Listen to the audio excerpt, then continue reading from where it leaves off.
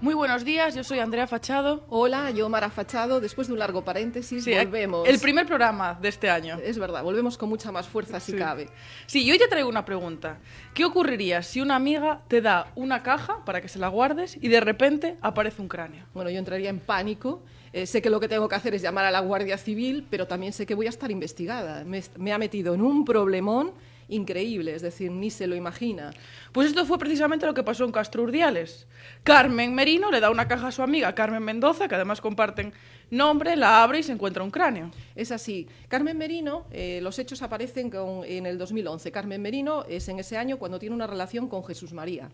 Sí, Jesús Mari desaparece en 2019, concretamente el 21 de febrero de ese mismo año. Y no es hasta el 12 de abril cuando se denuncia por un primo su desaparición ante la policía. Exactamente, se realiza esta denuncia por el primo porque tiene 2 hijos, Jesús Mari, pero evidentemente no se llevaba con ellos, no tenía una buena relación, entonces estos no hacen absolutamente nada porque no se enteran. No se enteran, entonces es el primo y el hermano los que sí que dan parte y sí se enteran de esta desaparición. Sí, la policía en ese momento no investiga, porque dice que es una desaparición voluntaria por una serie de WhatsApps que le fueron enviados supuestamente desde el teléfono de él a Carmen. Jesús Mari supuestamente también envía estos mensajes, porque después veremos quién los envía realmente, a su primo. Textualmente le dice: me marcho un par de semanas con unos amigos, queremos ir por la costa hasta Lisboa. Esta localización de Lisboa va a ser después importante. También le envía: el móvil no anda bien y no sé cómo andaremos de cobertura. Si necesitas algo, habla con Carmen, cuídate. Y él se lo toma al pie de la letra. El primo dice: vale, voy a hablar con Carmen, que es su mujer. Entonces, le envía a ella también WhatsApps, Jesús Mari, y le dice: hola, Carmencita, estoy bien y disfrutando mucho. Y Carmen le contesta: hola, cariño, aquí todo normal, echándote de menos. Ha empezado a llover. Te quiero y quiero escuchar tu voz, así que espabila y llámame. Un gran beso. Sí. El núcleo de toda esta investigación está entre finales de abril y principios de mayo del mismo año, 2019, cuando Carmen entrega un paquete a su amiga Carmen Mendoza, que se llaman, como dijiste, exactamente igual, sí. afirmando que eran juguetes sexuales y si le hacían un registro a la Guardia Civil no quería que lo encontraran. Claro, y no es hasta el 28 de septiembre, vemos que pasan ahí varios meses de ese mismo año, cuando la vecina, Carmen Mendoza, decide abrir el paquete. Al principio se decía por ese gran olor que desprendía la caja, pero después se dijo que era por la curiosidad, ¿no?, que tenía de qué había dentro. Acompañada de su hermana, por lo tanto, la abren. Esta caja era un poco rara, porque era la caja, dentro de la caja había un neceser, dentro del neceser había papel de periódico, dentro del papel de periódico papel de regalo, y dentro del papel de regalo otra vez papel de periódico. Y después... ¿qué le aparece? Un maravilloso cráneo. Increíble esto. Un cráneo que únicamente quedaban pues algunos dientes de ese cráneo, porque al principio se dijo que era una cabeza, pero realmente ya era un cráneo debido al estado de descomposición que tenía, y que estaba parcialmente quemado, la parte de arriba. ¿Y qué hace Carmen Mendoza en ese momento? Carmen Mendoza, que es la amiga que recibe el paquete, entra en un estado de ansiedad, pues un poco lo que contestábamos antes, ¿no? ¿Qué haces tú si piensas que en vez de juguetes sexuales te encuentras una cabeza? Llama a la Guardia Civil y a la acusada, a la que no deja entrar hasta que la Guardia Civil está en su vivienda.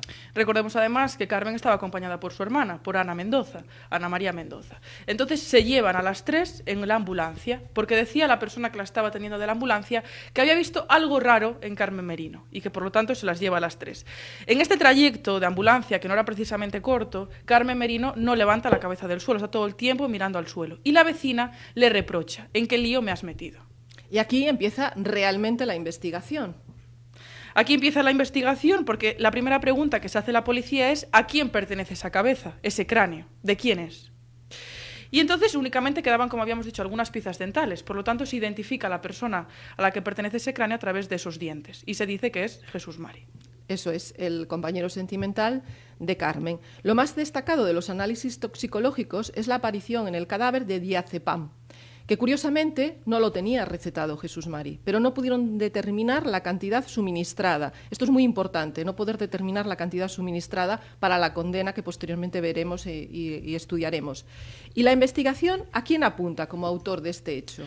Pues lo primero que se hace es investigar al marido o a la mujer, en este caso pues a la mujer, a Carmen Merino, de la que aparecen 6 huellas dactilares completas en esa bolsa de basura que estaba dentro del neceser y que por lo tanto contenía el cráneo. ¿Y quién es Carmen Merino?, se pregunta la policía. Carmen Merino nace en Andalucía, se traslada al País Vasco porque su padre es destinado allí para estar en el grupo antiterrorista en esa época tan heavy de ETA. Y se traslada ella también al País Vasco con él, por supuesto. El primer trabajo que tiene es en una cárnica, en una empresa cárnica. Es importante esto de la empresa cárnica porque puede dar un dato que, aunque no aparece en la sentencia, es importante porque podría saber despiezar. En eso ya tenía antecedentes en Galicia esta mujer por ser conocidas por haber actuado las estafas del amor al pedir dinero a 2 vigueses en nombre del amor. Sí, y había sacado pues bastante cantidad de dinero que nunca había sido devuelto, por eso había sido denunciada.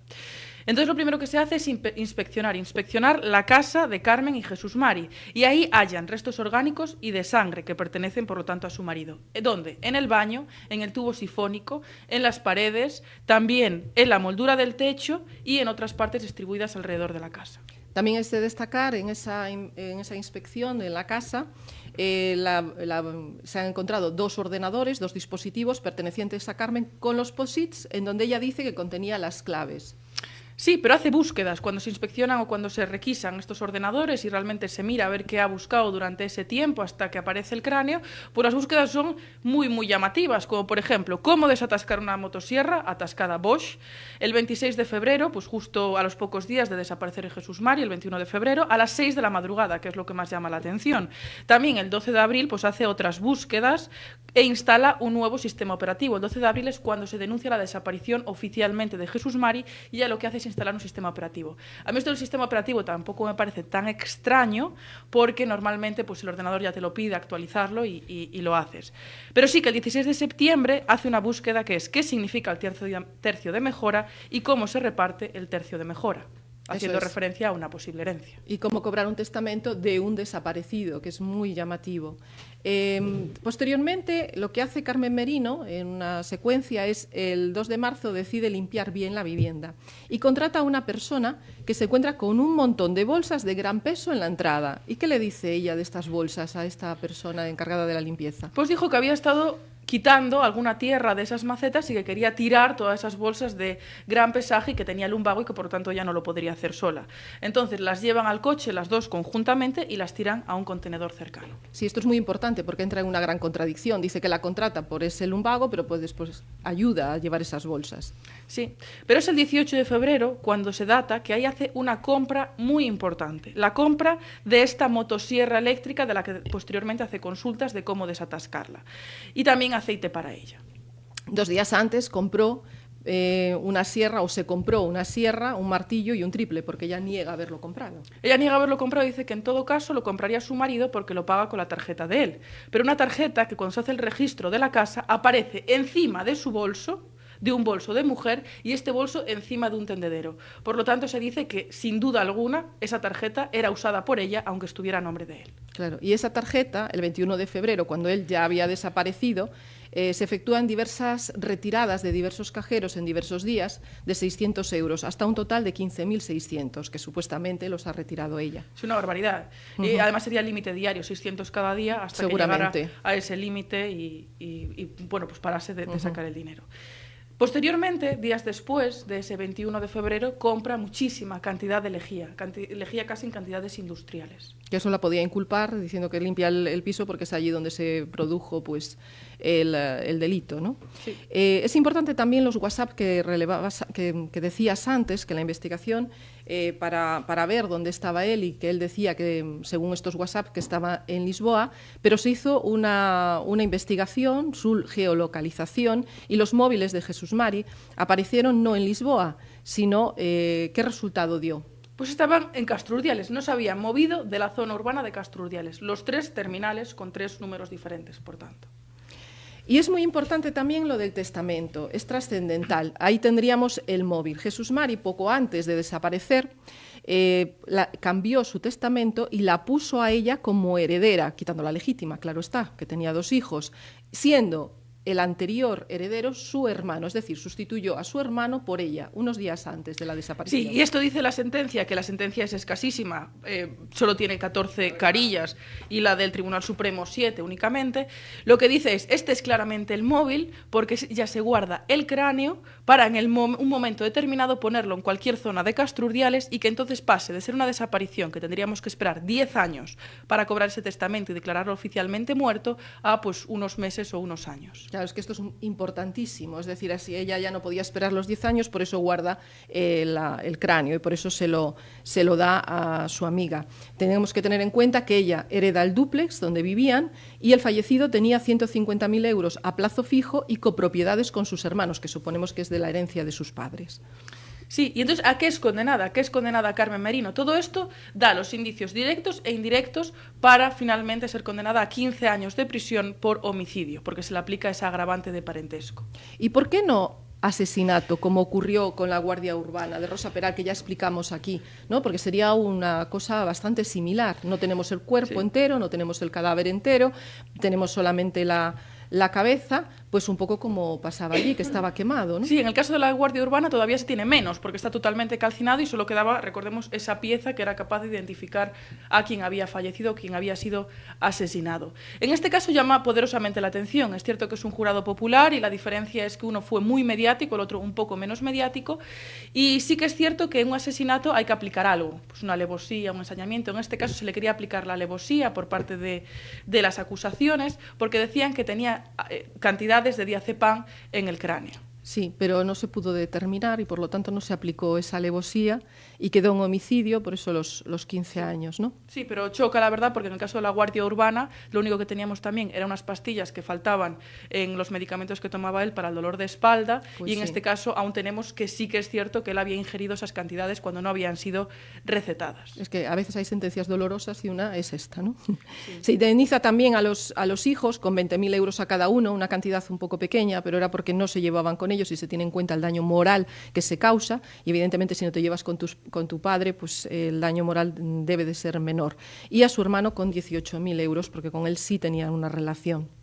Sí, pero ahora ¿cómo se defendió ella? ¿Qué dijo ella en este caso para indicar que sí le había dado una caja, pero que esa caja no contenía el cráneo? Claro, hasta aquí hemos visto la sentencia, hemos visto cómo ha sido inculpada y por qué motivo ha sido inculpada, pero ella no declara en toda la instrucción, solamente en el momento del juicio, es la única declaración que se tiene y solo a preguntas de su defensa y del jurado.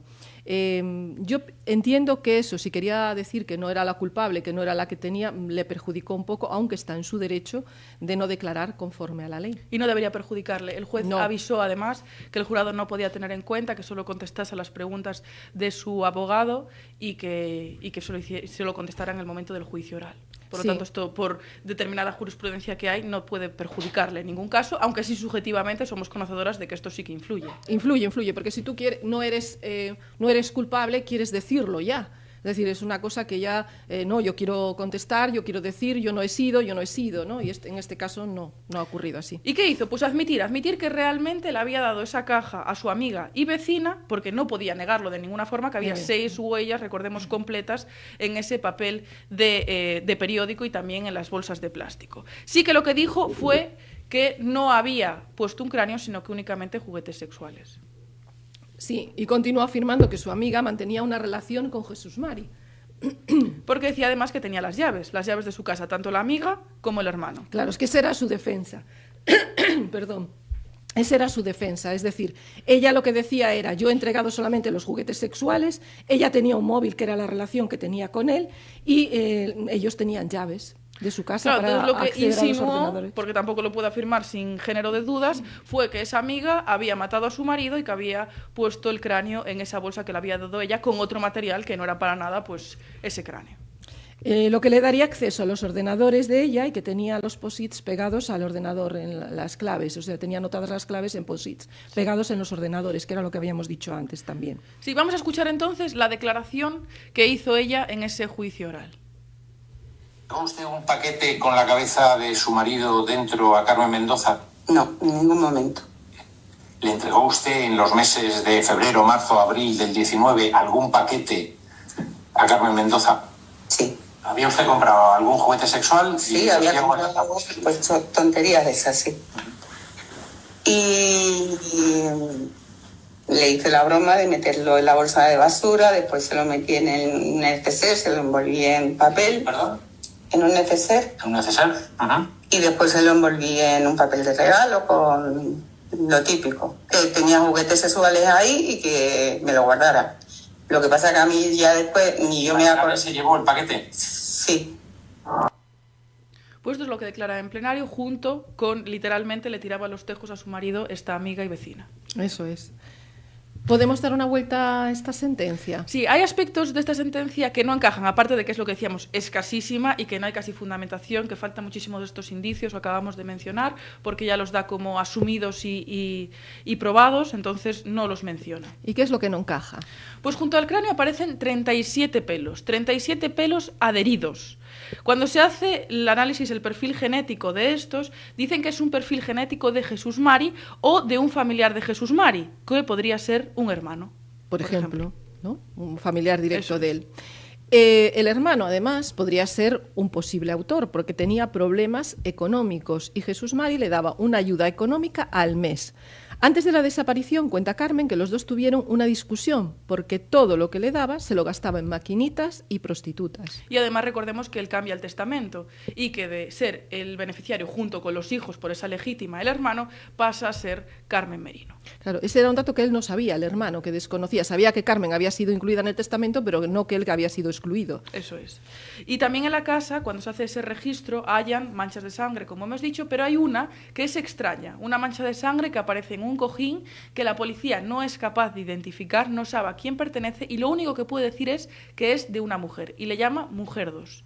También cuando hacen la inspección del maletero aparece una colilla con también ADN desconocido de otra mujer, a la que llaman Mujer 1.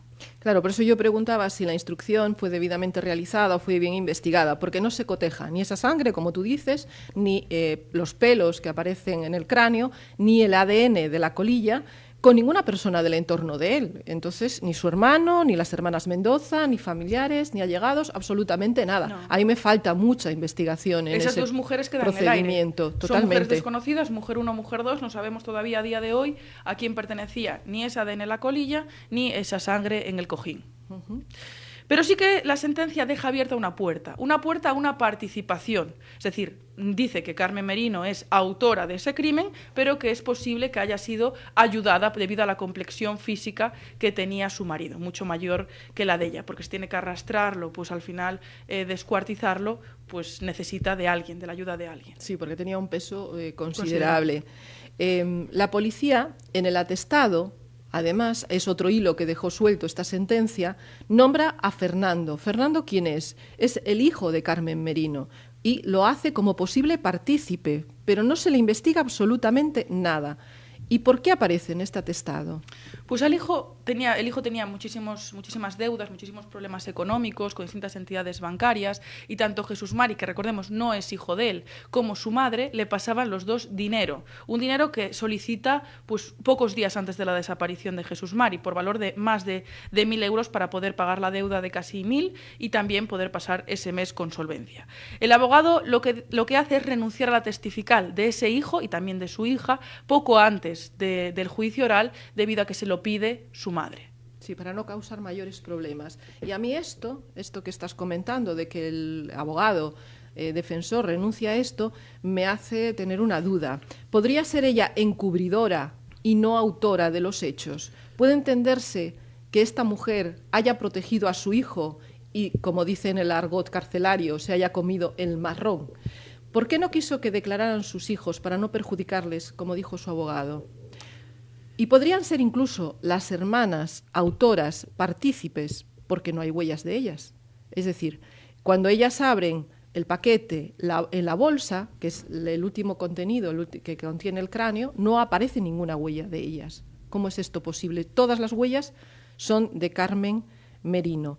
La sentencia es muy escueta, como bien decías, y no se realizó una instrucción, desde mi pobre punto de vista, exhaustiva que nos aclare todo esto. Sí, tú cuando encubres a alguien lo encubres por amor, Exacto. por dinero o por cualquier otra razón que te haga pues encubrir a esa persona. Y realmente es posible que haya sido el hijo, aunque el móvil es cierto, y tenemos que decir que estaba ese día geolocalizado en Madrid.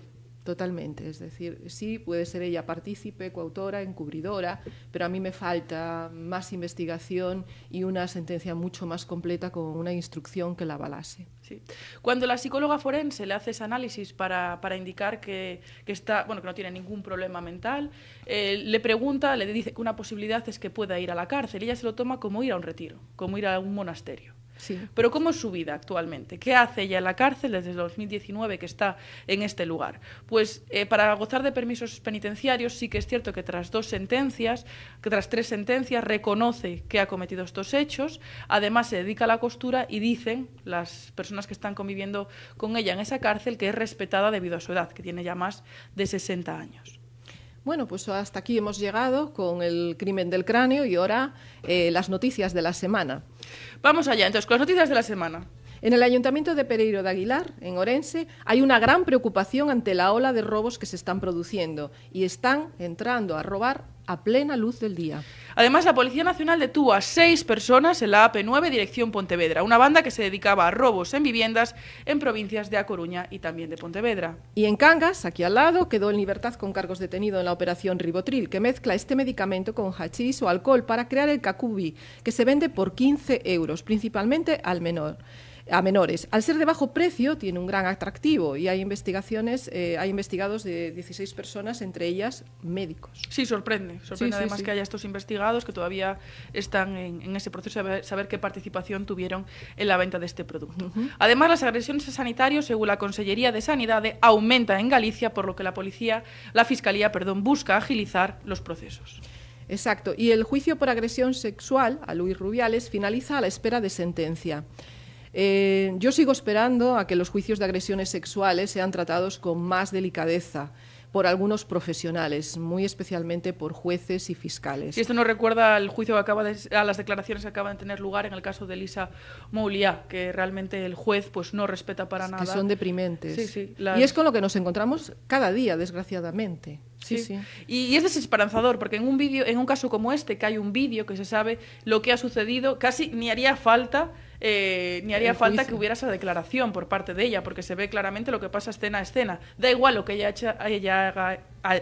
hiciera después de ese momento. Sí, tratemos de no revictimizar a las víctimas en los juicios, por favor, para que se produzcan las denuncias reales y existentes. Y pues también hay un caso muy mediático en que están todos los medios de comunicación, que es el caso de Anabel Pantoja y su pareja David Rodríguez, que están investigados por un presunto delito de maltrato infantil por esas lesiones que tiene la menor, su hija. Sí, es así. Cuando han llegado con su hija, los médicos están obligados a poner en conocimiento de los juzgados qué es lo que ha ocurrido con la menor, si puede ser a una lesión, a una agresión física, a una posible, y el médico forense ha corroborado que sí, entonces tendrán que esperar a ser exculpados. Estaremos atentas a toda la instrucción. Sí, a ver si ocurre ese archivo después del visionado de los vídeos o realmente se instruye esa causa contra los dos. Eso es. Esperaremos. Pues hasta aquí, queridos lidereses. Hasta dentro de 2 semanas. Nos vemos.